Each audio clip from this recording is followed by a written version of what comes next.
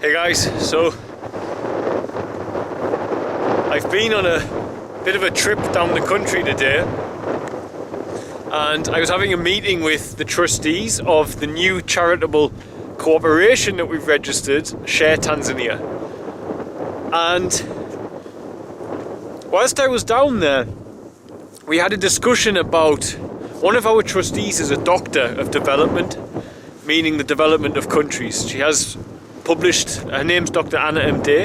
She has books published on African politics. She has classes that she holds at university, at Bradford University. And she has a vast expanse of knowledge.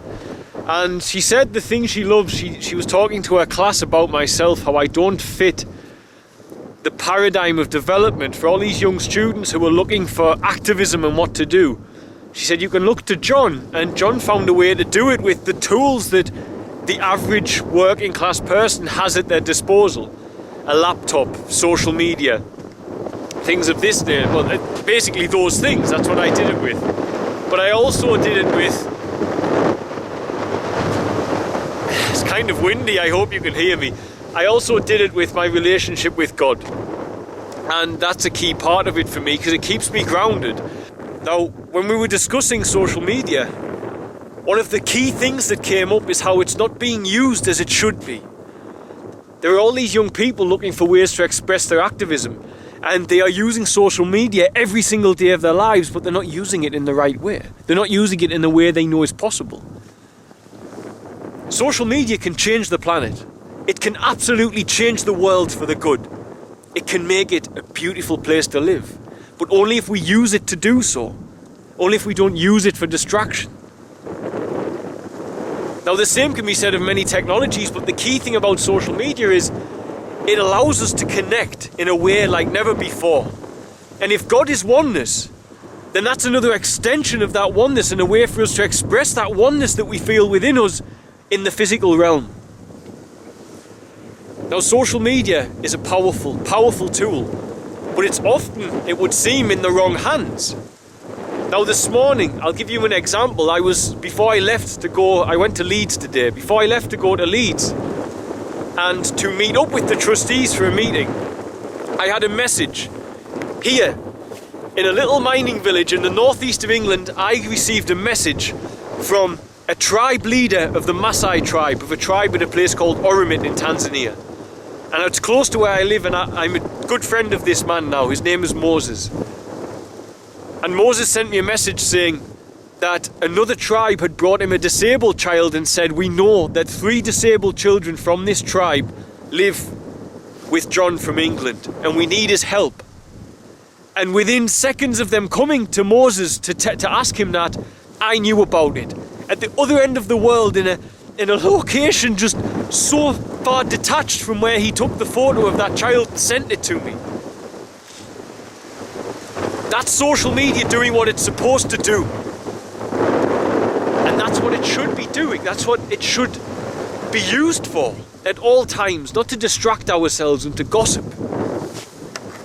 But here's something else. The other part of social media is my YouTube channel. And my channel is relatively small, and it's doing a lot of good. And I say that as humbly as I can. I'm not boasting. I mentioned at the beginning my relationship with God because it keeps me grounded to remember I did none of this until I turned my life over to God. And that keeps my ego in check. It keeps me humble because I didn't do a thing without Him. So the page that the YouTube channel I use is with God. However, when I look around and I see big YouTubers, and this is what I'm inspired to do and I'm going to do, I see big YouTubers who have millions of views, but they don't have a message, no core message. For me, it's a voice wasted. Now, I see also YouTubers who are using colossal amounts of revenue to just do silly things that are not needed on the planet. Luxurious things, whilst children can't eat. There are people on the huge celebrity level, of course, but there are people on this new level, this social media celebrity level, who are making a lot of money, guys, hundreds of thousands of pounds a month, and they are just using it to sell more of the deception to the people watching them, to sell the idea of living in this very material world, which is another reason God put me where I am. He knows I don't indulge in this material nonsense I've seen through the veil now. However, I do know one thing. If I want to get my channel to grow, I need to get my channel in front of many different people on YouTube. Many different audiences. And one way I can do that is to make videos about those other YouTubers. Not to diss them, not to slag them off, not to say that they're bad people, but messages from me, who every day sees children who are struggling and suffering, and men and women. Every single day I see them. And to bring that message to them and to explain to them the good they can do with their social media outlet as well. Now, two things can come from that.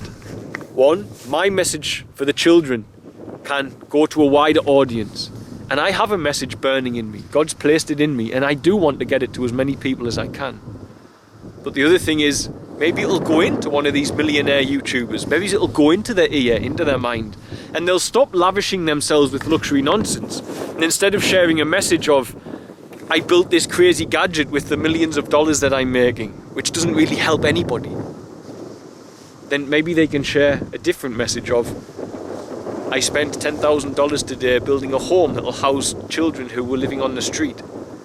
I built $1,000 today of my ad revenue building a home for a homeless family out in East Africa, West Africa, wherever it is in the world. Because social media is not being used as it should. And I think people get blinded by the materiality that's all of a sudden thrust upon them by the high revenues you get from it. So I have an idea. I want you to share your thoughts below, because this idea is to make a series of videos with and focused on the big YouTube stars, and being open and honest, because I know I will get more clicks from their audience when I do that. But also maybe they'll see them. Maybe they'll hear what I've done with a small social media YouTube channel. So what can they do with a massive one? And this is what I was inspired today to think to do, whilst we were discussing how social media is not used as it should be. So let me know below, should I do a series of videos like that? Because I feel quite enthused about it. Much love, guys. I'm going to get up to some freezing and out for a walk. Didn't get to move my body today because I was in the car all day, but I'm sitting down doing a meeting. So I'll come for a late night walk.